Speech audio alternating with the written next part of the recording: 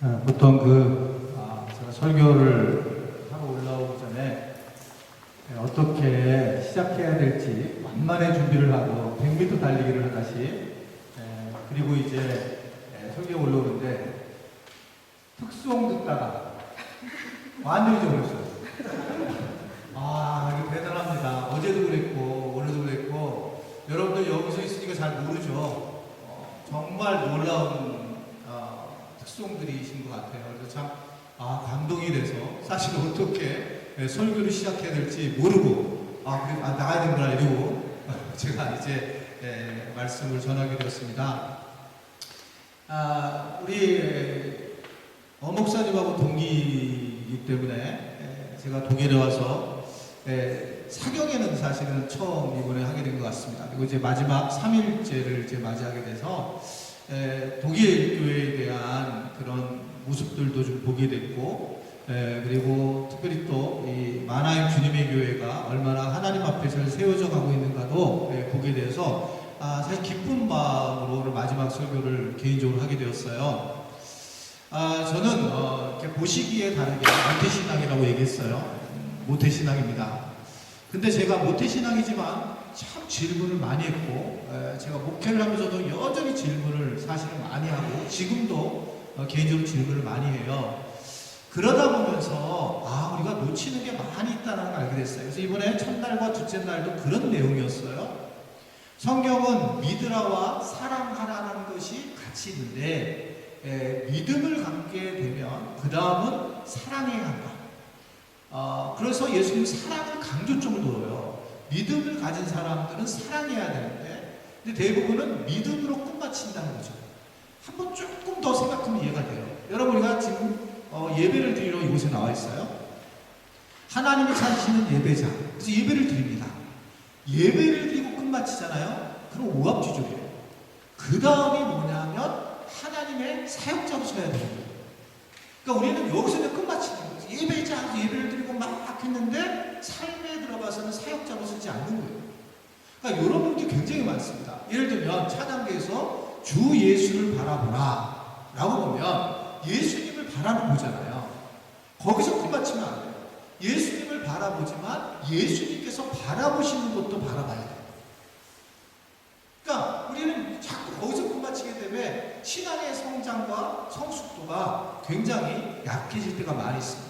한번 여러분들이 이거 저를 떠나서 신앙생활하면서 고민을 해보셔야 돼요. 그냥 내가 자꾸 이렇게 끝나는 게 맞는가? 여기서 예배를 드리다가 예배를 드리고 탁 나가는데 누군가 야 오늘 너 살찐 것 같다 한 방 끝나요. 그날 예배가 이게 그 한마디에 그냥 싹 은혜 받는 게 날아갔단 말이에요. 이게 맞나? 그러니까 이제 이런 부분에 대해서 도대체 내가 뭐가 지금 문제가 있는가를 깨달으려면 한 발짝을 더 나가서 생각해보면 참 도움이 되더라. 이 말씀을 하면서 제가 첫째 날과 둘째 날에 대한 말씀을 좀 그 부분을 중심으로 해서 전하게 된 거예요. 그 중에 사랑에 대한 말씀을 전하면서 사랑도 하나님의 사랑을 이웃을 사랑을 하라라는 예수님의 첫째 계명과 둘째 계명에서 우리가 아멘을 하지만 어떻게 사랑하는지를 몰랐단 말이죠. 그래서 어제는 어떤 말씀을 드렸냐면 하나님 사랑과 이웃 사랑을 하려면 하나님에 대해서 잘하는 것도 중요하지만 자기 자신을 중요하게 생각하고 자기 자신이 누군지 알아야 한다.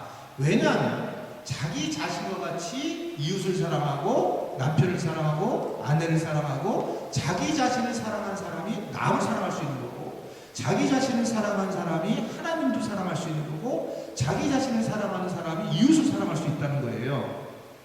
그래서 자기 자신을 사랑하는 게 굉장히 중요하다고 어저께 중요한 말씀으로 전하게 됐고 그 과정에 우리 교회를 제가 소개하면서 하나님 사랑이 이웃 사랑, 자기 사랑을 하기 위해 최고가 중요한 포인트는 부부다. 그래서 부부는 사랑해야 될 존재다. 그러면서 부부에 대한 중요한 신앙적, 사회적, 가족적인 그런 가치를 어제 이제 화이트보드를 막 그리면서 제가 여러분들에게 말씀을 드렸습니다. 그만큼 우리가 신앙생활을 익숙하게 하면 바로 바리새인과 서기관 같이 되고 한국교회 지금 무너지는 모습하고 흡사하다고 보여져서 이게 젊은이들이 많잖아요. 늘 내가 왜 이것을 하고 있는지 하나님 앞에 이것을 어떻게 드려야 하는지 이런 고민을 하면서 세워지는 것이 매우 중요해요. 열심히 신앙생활하는 것도 중요하지만 저는 훨씬 더 중요한 것을 세계관이라고 봐요. 이 어떤 세계관을 가지고 내가 성경을 보고 어떤 세계관을 가지고 말씀과 퀴즈를 대하고 어떤 세계관을 가지고 내가 살아가는가. 그 세계관의 핵심이 뭐냐면 나는 죽고 예수로 산다는 거예요. 이 중요한 시간이에요. 내가 가진 걸 가지고 어떻게든 주님을 드러내는, 영광을 드러내는 거죠. 저는 찬양을 할 때마다 좀 한 단계 더 나갈 가사를 좀 썼으면 뭔가 좋겠는데, 주님의 영광이 나타나셨는데 이걸 끝마치는 거예요. 사실 그 다음 단계가 더 있잖아요. 내가 어떻게 하면 주님의 영광으로 뛰어들어가야 될까? 아멘이십니까? 자, 이 단계로 가야 돼요. 주님의 영광만 바라고 끝. 그러니까 오합지졸이 되는 거예요. 그러면 나는 주님의 영광을 어떻게 드러내지? 내가 이 언약한 내가 어떻게 드러내지?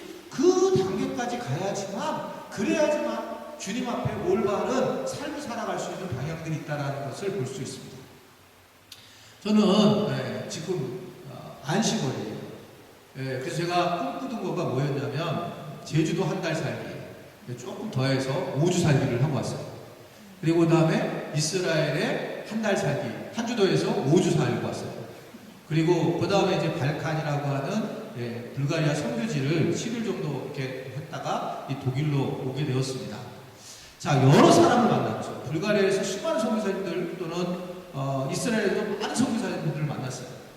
제주도에서는 이제 많이 안 만나고 그렇게 왔는데, 근데 정말 흥미로운 게 있어요. 독일까지 왔는데 선교사님들 쭉 만나면서 많은 사람들을, 또 우리 교인들도 만나면서 느꼈던 건 뭐냐면, 가족적으로 제가 느끼는 거는 사는 것이 힘드시구나. 저는 독일은 좀 잘 사는 줄 알았어요.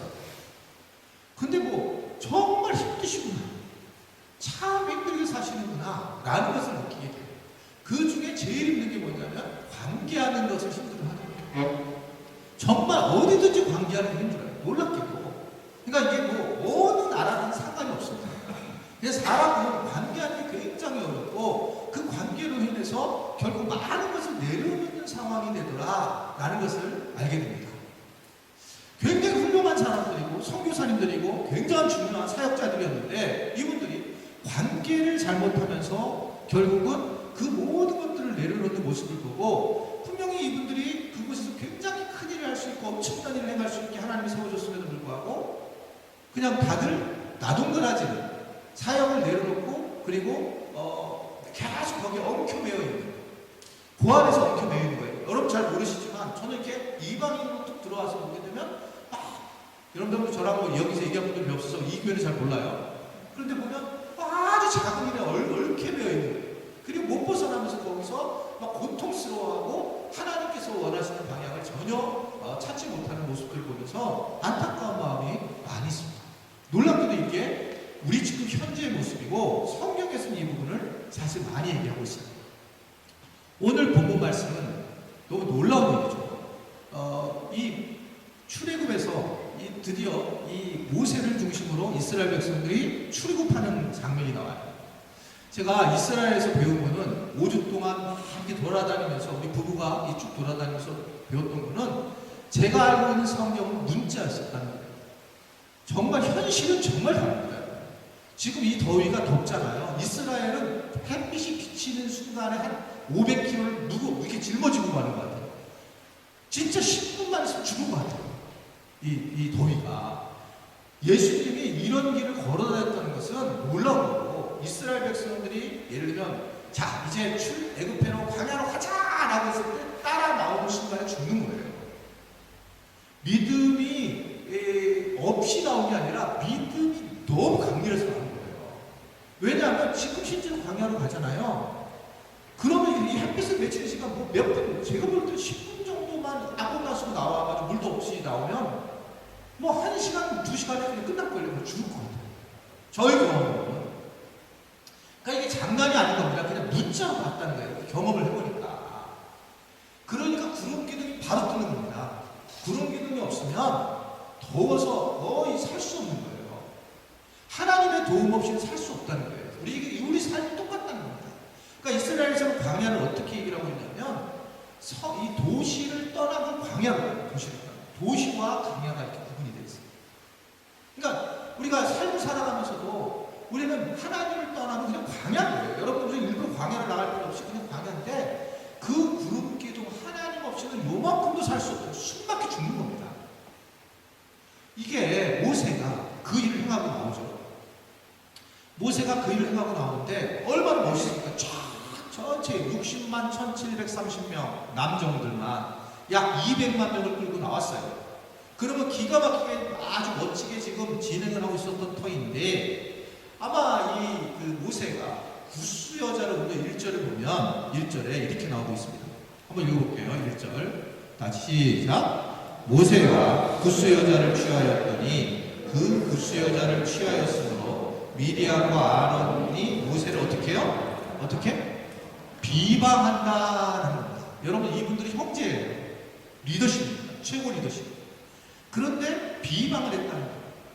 뭐 때문에? 구스 여자 때문에. 구스 여자는 이디오피아 여자입니다. 즉 흑인이에요. 흑인 여자가 자기의 동서로 들어오고 흑인 여자가 이렇게 들어오는 거예요. 자기의 가족으로. 이것에 대해서 굉장히 취하했던 것 때문에 비방했다라고 하는데 이것을 두 사람이 같이 비방을 하게 되는 겁니다.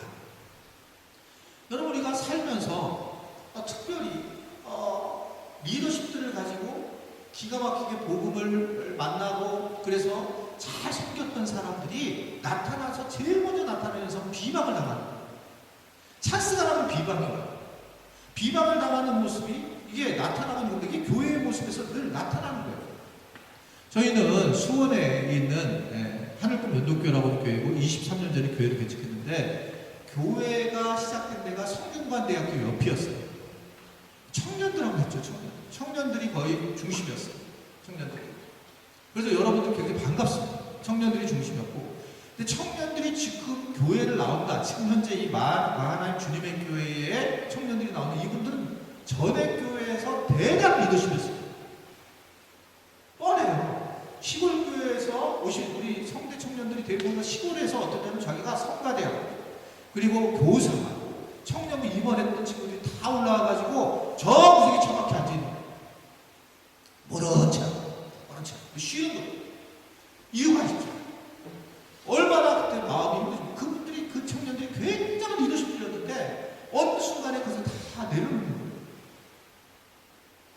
그 부분을 보면서 기도도 하고 그 청년들을 일으키는 그런 과정을 통해서 교회가 성장하게 나가기 시작했어요.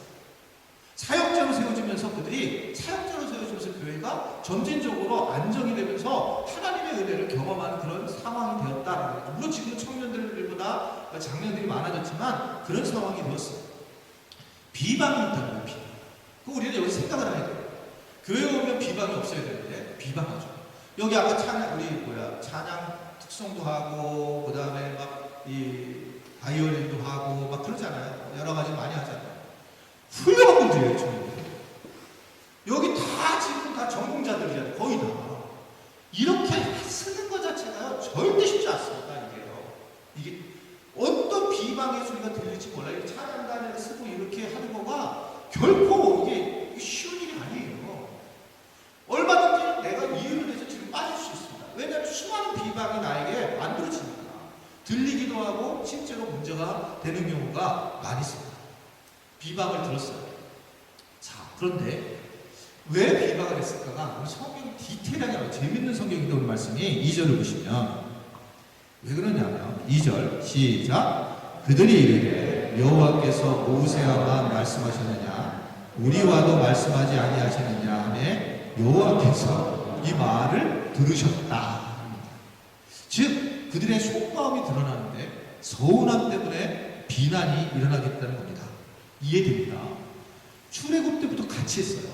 그리고 모세가 말을 못한다고 했을 때 아론이 가서 이 바로하고 이야기했던 상황이에요. 굉장한 리더십이었단 말입니다. 그런데 어디부터 시작하냐면 서운함 때문에 서운함으로 인해서 심각한 문제가 나타났다라고 하는 겁니다. 저는 교회 생활을 할 때 가장 중요한 것은 서운함을 어떻게 해결할 것인가. 서운함을 해결할 것. 여러분 무조건 서운해져. 이게 무조건 서운해져요. 그러니까 이게 지금은 괜찮을 수도 있지만 좀 지나면 서운해지고 특히 서운함에 대해서는 대부분 목사님한테 서운하다, 사모님한테 서운하다. 왜 쟤만 밥 해주냐, 난 안 해줘. 어느 순간에 그런 거예요. 쳐다보는데 쟤한테만 웃고 나는 안 웃어. 서운한 마귀가 들어오면 진짜 감당하지 않습니다. 감당이 안 돼요. 서운함의 마귀가 들어오면. 아주 위험해지는 거예요. 서운함이 들어오면. 여러분 같은 형제인데 비방을 하는 거예요. 비방. 근데 이 비방을 하나님이 들으셨다라고 이렇게 얘기를 하고 있는 거예요. 이거 하나님이 들으셨다. 문제는 뭐냐면 이 서운함을 통해서 비방이 듣게 되면 하나님의 사역자들이 사역을 내려놓기 시작해요. 하나님께서 여러분 재능을 주셨잖아요. 저는 저쪽에 이렇게 앉아서 이렇게 하는 걸 어제 그제 이렇게 하는 걸 보면서 여기는 예배자가 한 3명 있고 찬양만 한 100명 있고 세상에 이런 멋진 교회가 어딨어요. 다 찬양하는 거야. 다 자기가 할 수 있는 악기를 가지고 이게 엄청난 거죠. 그럼 왜 똑같은 다른 교회가 그럴 필요 없는 거잖아요. 찬양대로 더 많은 교회 얼마나 하나님 기뻐하실까라고 생각을 하는 겁니다.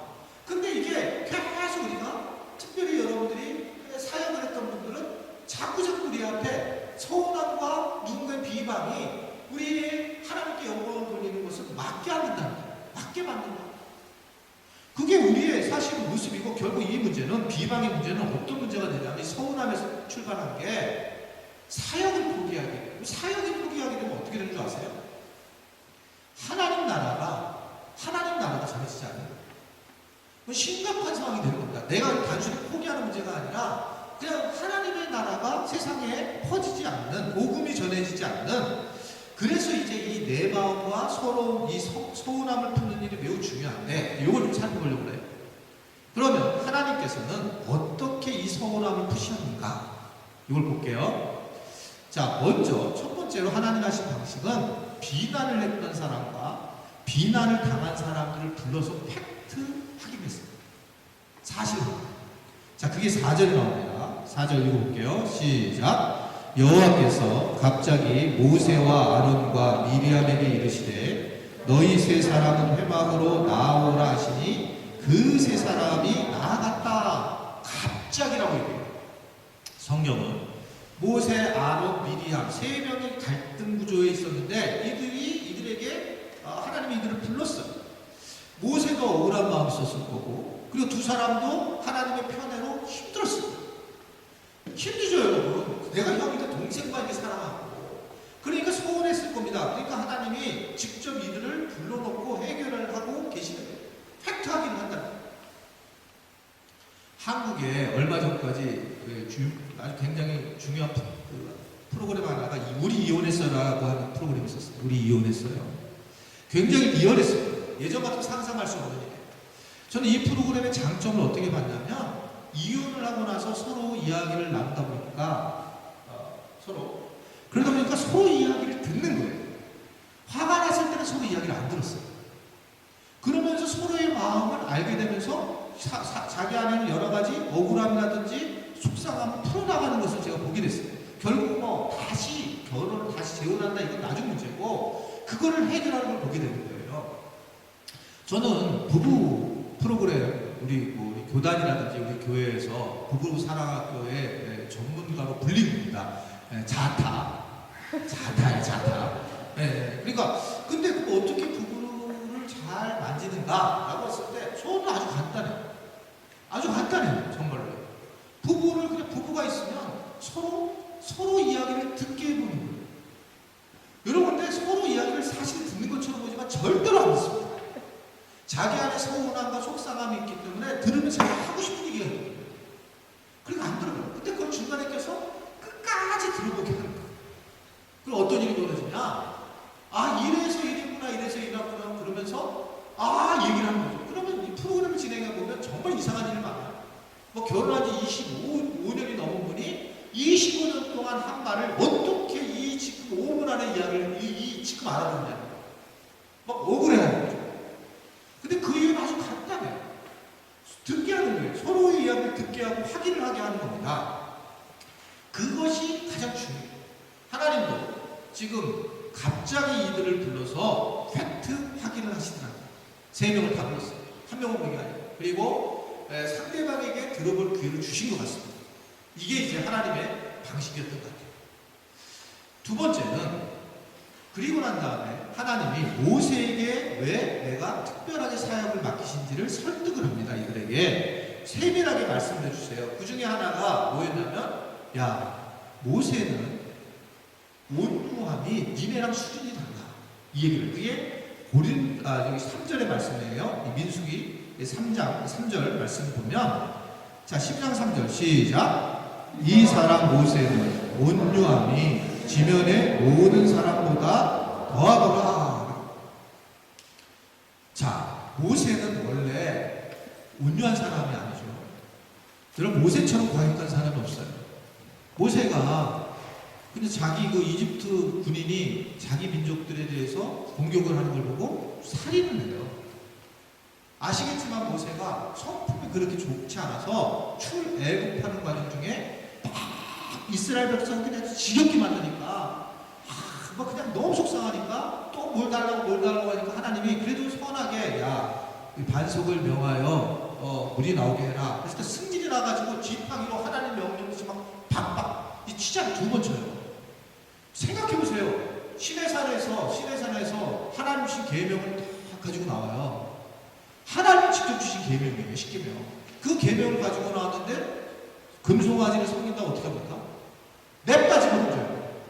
여러분, 제가 만약에 막 섬기란다고 해서 여러분이 무지무지 잘못했어요. 내가 아니라 얘를 어목사님이 해야 되는데, 어목사님이 여러분 막 너무 여러분 화가 나가지고 막 진짜 그래가지고 성경책 확 집어던지라고 세우세요. 성격은, 이게, 이게 이해가 안 되잖아, 이게. 성격이 그렇게, 근데 온유하다, 온유하고 멀은 거예요. 그런데 그는 리더십이 돼서 점진적으로 온유해졌다는 거예요. 리더십을 서보니까, 사역자로 서보니까 온유해지는 거예요. 사역자로 쓰는 사람들은 점진적으로 온유해지는 겁니다. 그러니까 이게 처음에는 막 성깔이 있어서 하지만 시간이 지나면서 하나님이 점진적으로 온유함을 보면서, 야, 참 대단하다. 그러면서 내가 특별히 모세를 택한 이유는 얘는 계속 성품이 온유해졌어. 이 얘기를 하는 거죠. 온유한 거. 온유가 얼마나 중요하냐. 여러분, 교회 사역자는, 죄송합니다. 나는 실력을 잘 몰라서. 예를 들어 오늘 바이올린 하는 분들이 정말 막 세계 최고라는 친구들이 할까? 온유하기 때문에. 이미 자기를 점령한 거예요. 나를 점령한 거예요. 온유라는 성품. 그러니까 교회에서 내가 섬기고 내가 찬양으로 악기로 섬기겠다 이렇게 생각하는 거죠.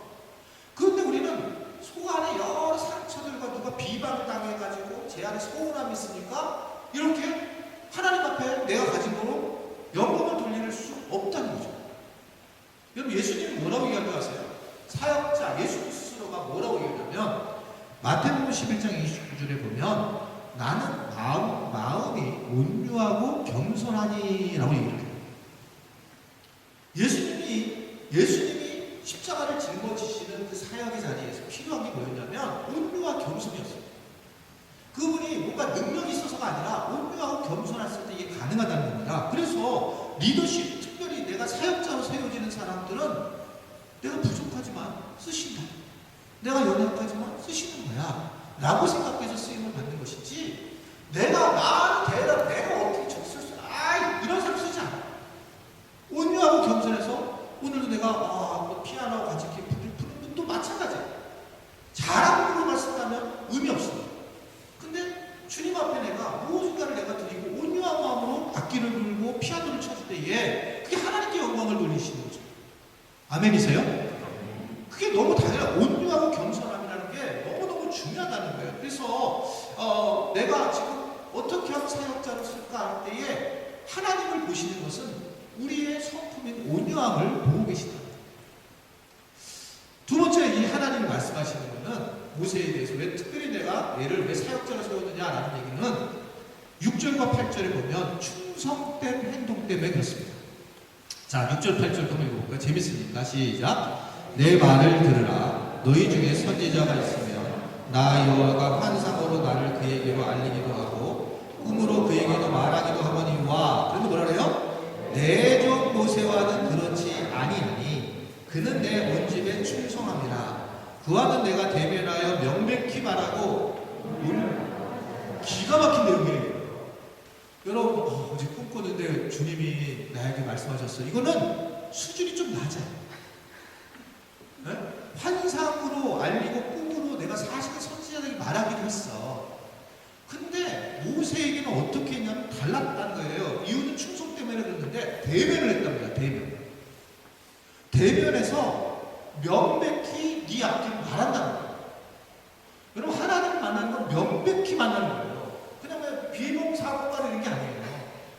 막 교인들 중에 막 걱정해요. 목사님 어떻게 해요? 왜 그래? 막 자기가 새벽기도에 졸다가 우리 아들 목사를 만난다고 잘못 얘기했어요. 주님 그럼 원하시지 않아요. 걱정하지 마세요. 비몽사몽간한 게 아니라 명백하게 할 때, 내가 소원할 때 하나님 원하시는 거지, 그건 은밀한 말 많이 하셨다는 거예요. 분명하게 하셨다라고 그렇게 말씀하고 있습니다. 출애굽기를 여러분들 기회 되면 세밀하게 보실 때에 모세와 그 나머지 이 리더십들과의 차이를 성경은 계속 반복하는 게 있어요.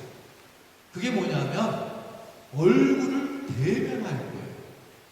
모세는 하나님의 얼굴을 대면했다는 거예요. 하나님의 얼굴을 보고 분명하게 소통을 했다는 겁니다. 왜 지금 우리가 애매하게 신앙생활을 하냐면, 여러분, 하나님이 야 너 사역자가 될래? 아니면 그냥 너 그냥 바깥에서 살래? 분명하게 들으세요. 하나님이 하나님 나무로 그냥 교회 잠깐 주일날 왔다 가라고만 그래요. 이런 분들이 사세요. 진짜 그렇게 얘기해요. 근데 이걸 안 듣는 거예요. 분명하게 안 듣는 거예요. 충성되지 않아요.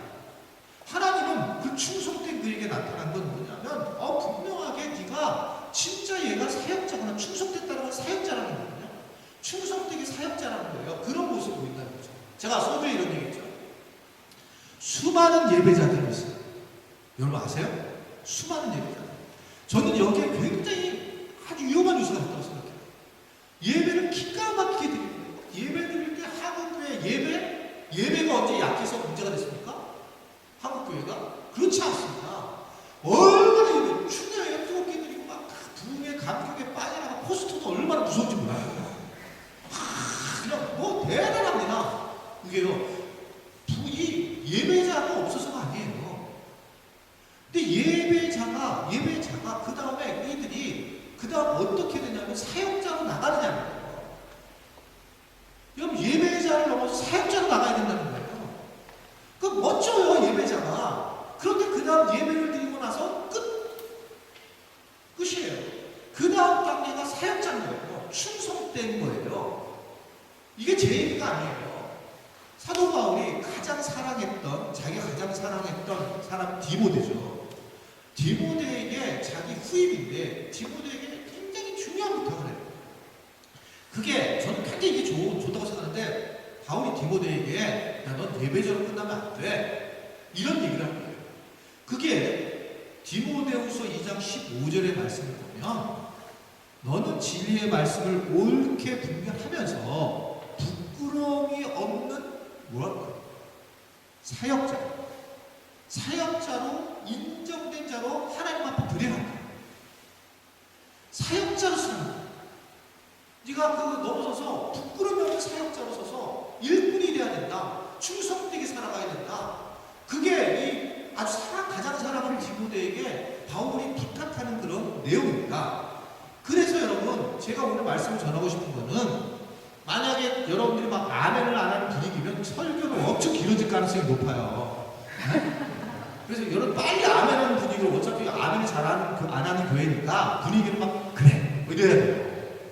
그래, 어떻든 여러분들이 야 이거 내가 무슨 비방을 들어가지고 내가 조금 서운함 때문에 혹시라도 내가 사역을 내려놨다면 이건 정말 마귀가 하는 짓이에요.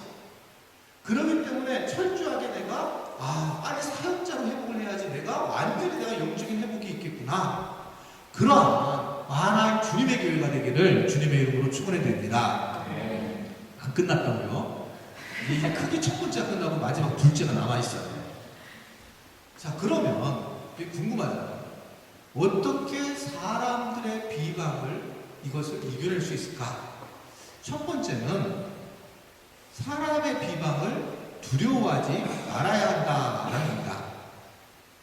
자, 상습적인 비방자는 오늘 모세를 통해서도 보았지만 무조건 있어요. 목사님은 저보다 머리가 흰 것처럼 보이잖아요. 저는 짱합니다. 염색한 거예요. 그래서 사실은 부러운 머리입니다. 저는 백발이에요, 백발. 죄송합니다. 제가 괜히 말씀해가지고 걸렸네요. 근데 목사님하고 얘기를 하게 되면, 이렇게 목사님하고 얘기를 와서 이제 동기 목사님과 친하잖아요. 얘기를 하면 너무 아픈 얘기만 하는 거예요.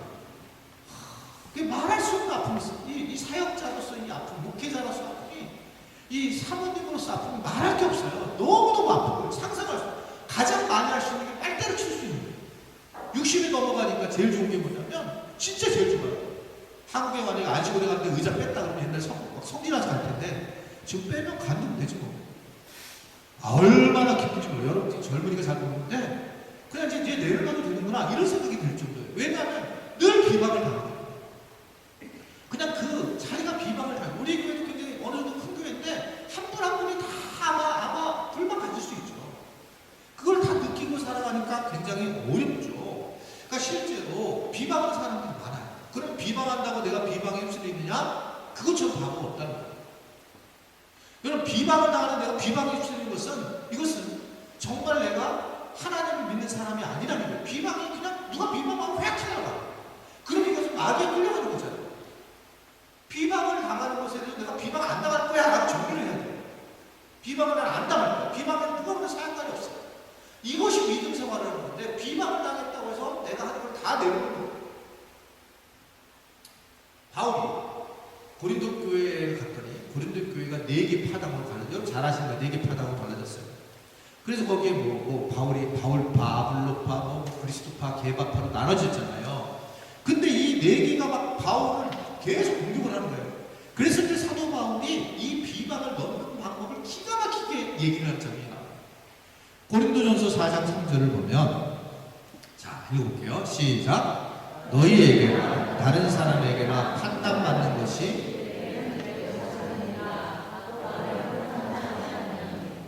이거 작은 일이야. 판단하고 비방하는 거 자기가 정리하는 거예요. 이건 작은 일이야. 큰 일과 작은 일은 누가 구분하냐면 내가 구분하는 거예요. 내가 이제 결정해버리는 거예요. 비방받는 일은 비방을 해? 이러면 큰 일이 돼요. 비방하는구나. 그럼 작은 일이 되는 거예요. 그러면서 내가 하나님 주신 그 엄청난 나에게 주신 사역을 갖다가 내가 이루어 나가는 거예요. 그러니까 이거를 갖다가 거기에 걸려버리면 아무것도 할 수 없어요. 아무것도 할 수 있는 게 없어요. 얼마나 어렵겠습니까? 신앙생활 하는데 어렵죠. 근데 교회 공동체는 사역을 해야지 세워지거든요. 하나님의 나라는 사역을 하는 자를 위해서 세워지는 거잖아요. 근데 그것 때문에 다 내려놓는 상황이 됐다는 거죠. 그래서 작은 일이구나. 비방하는 일은 작은 일이 아니라 결정하고 살아가는 거예요. 두 번째는 이게 신이야. 자, 두 번째 여기 있나요? 시작. 여러분 여기에서 나는 비방 당했다고만 생각하지 비방을 했다고 생각하는 사람이 없을 거예요. 근데요 사실은 우리 죄인이기 때문에 굉장히 비방을 많이 하고 살아가는 거죠. 그러니까 이 비방이 너무너무나 영혼에 상처를 주기 때문에 하나님은 비방하는 사람을 정말 싫어했어요. 자, 우리가 지금 아까 1절에서 볼 때 이해가 됐잖아요. 아론과 미리암은 같이 일을 했는데 모세만 세웠잖아요. 모세만 막 하나님 위해 줬단 말입니다. 그러면 진짜 그 정도 비방한 게 비방 그 정도 같이 앞에서 비방한 거가 뭐 그게 큰 문제가 될까? 어떻게 보면 미리암이 좀 더 주도적으로 비방한 것 같아요. 예? 그냥 항상 여자들 문제잖아요. 말이 잘해가지고. 그러니까 논리를 폈을 것 같아요. 그럼 왜 그걸 안 하냐면 오늘 보면 8절과 10절에 그 얘기를 하고 있어요. 자, 읽어볼게요. 시작. 너희가 어찌하여 내 종 모세 비방하기를 두려워하지 아니하느냐. 여호와께서 8절. 네. 보다 9절 해주실까요? 9절. 자, 시작. 안 시작. 시작. 여호와께서 그들을 향하여 진노하시고 떠나시매. 10절. 구름이 장막 위에 떠나갔고 미리암은 나병에 걸렸는지. 이게 좀 이상하잖아요. 너무 과도하지 않아요? 좀 과도하잖아요, 이게요. 지금 이 정도인데 무슨 그 하나님은 막 분노하시고 진노하시고, 그리고, 결국은 나병에 걸렸다, 문둥병에 걸렸다, 이렇게 얘기를 한 겁니다. 여기서 우리가 알 수 있는 거는, 비방하는 거는 심각한 죄예요. 쓱 넘어갈 문제가 아니라 심각한 죄다. 왜 심각한 죄냐면 비방한 것은 사역하는 사람들을 내려놓기 때문에 하나님의 나라를 막는 일이에요. 비방하는 거. 그러니까 이게 사역자들을 계속 격려해줘야 되는데 그게 아니라 쓱 지나가면서 한마디 하면 끝나는 거예요. 야, 오늘 소리가 좀 이상하더라. 죽는 거예요. 그냥 쓱 한마디 비방이 싹 끝내버리는 거예요. 아이씨, 그냥 안 할래. 이렇게 만들어버리는 거예요. 근데 이게 하나님 보시기에는 굉장히 심각한 문제라는 거예요.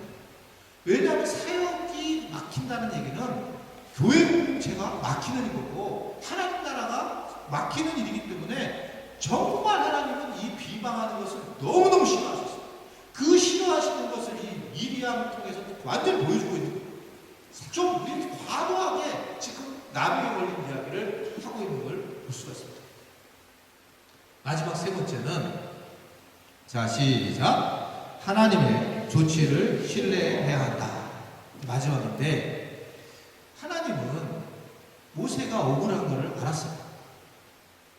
그는 최선을 다했고 충성됐고 온유하게 대처한 것도 알았어요. 그런데 하나님이 그러면 그래 착하냐, 그냥 내가 끝내자, 이렇게 안 하셨어요. 여러분, 하나님은 그냥 툭툭 용서하는 분이 아니십니다. 오늘 보면 분명히 하나님 공의의 하나님이세요. 비방한 사람을 그냥 놔두지 않는 분이세요. 무섭습니다, 비방한다는 거. 저는 이걸 말씀드리고 싶은 거예요. 비방하는 거는 상대방이 어떤 하나님의 일을 하는 사역을 내려놓게 만드는 거기 때문에 이 부분에 대해서 하나님은 분명한 대가를 지불하기를 원하시는 겁니다. 그만큼 하나님이 원하시는 건 사역으로 세워진다는 거죠. 그것이 오늘 우리에게 말씀하시는 부분이고, 그래서 여기에 있는 많은 우리 지체들이 내가 조금 비방을 당했었다거나 또 스스로가 자기 자신을 비난하거나 자기 자신을 연약함을 드러내면서 하나님의 사역을 내가 하지 않았다면 이것은 영적으로 마귀가 하는 짓이고, 또 내가 그렇게 비방했던 것이 있다면 해결해야 해요. 이건 심각한 문제이기 때문에 오늘 그렇게 말씀을 하고 있습니다. 이 얘기하고 말씀하시려고 해요. 저희 교회는 이렇게 광고를 시작하면 제가 이렇게 외칩니다. 가정에서 그러면 교회들이 가정 예배 잘하고, 제가 세상에서 그럼 교회들이 생활 선교사라고 이렇게 외쳐요. 저는 교회가 예배 공동체만이 아니라 가정에서 예배 공동체를 만들어주는 게 교회라고 생각해요. 그리고 세상에 나가서도 그냥 돈 벌러 살고 공부하러 다니는 게 아니라 생활 선교사로 살아가야 된다고 생각하는 거예요. 그래서 저희 교회는 가정 예배를 돕기 위해서 가정 예배 리더들, 그리고 생활 선교사의 리더들로 따로 이렇게 섬기려고 어떻게 세워줄 수 있을까? 그러니까 그냥 살아가는 게 아니라 우리는 세상에서 사역자로 살아나가야 돼요. 여러분, 그냥 우리가 여기서 공부하고 그리고 자기가 막 드러내고 자기 영광을 받고 그렇게 살다가 죽으면 별거 없습니다. 뭐 있을 것 같죠? 그렇지 않아요. 별거 없어요. 어떻게 하면 내가 하나님의 영광을 드러내고 살아갈까? 내가 지금 이렇게 하는 일들이 사실 어떻게 하면 내가 선교사, 생활 선교사냐? 주님의 일을 위해서, 사역을 위해서 살아간다면 똑같은 상황이지만 생활 선교사예요. 이걸 가르쳐줬더니 놀라운 건 교인들이, 저희 교회는 이 앞에서 이제 이렇게 저처럼 여기서 기도 안 해요. 기도하지 않고 저 안에서 무릎 꿇고 기도해요. 왜냐하면 기도가 길어질까봐. 무릎 꿇고 짧게 기도하라고. 이렇게 반대쪽을 바라보고 기도하는데, 교인들이 다 기도를 어떻게 하냐면, 주님, 내가 생활 선교사입니다. 자기가 돈을 그냥 버는 줄 알았는데 생활 선교사로 살아가게 하시면 감사합니다. 그 아이덴티 하나를 가르쳐줬는데 자기가 사역자로 살아가는 것이 얼마나 행복한지 모르는 거예요. 그리고 나니까 어떻게 다니냐면 똑같은 사람인데 예전에는 전철을 타면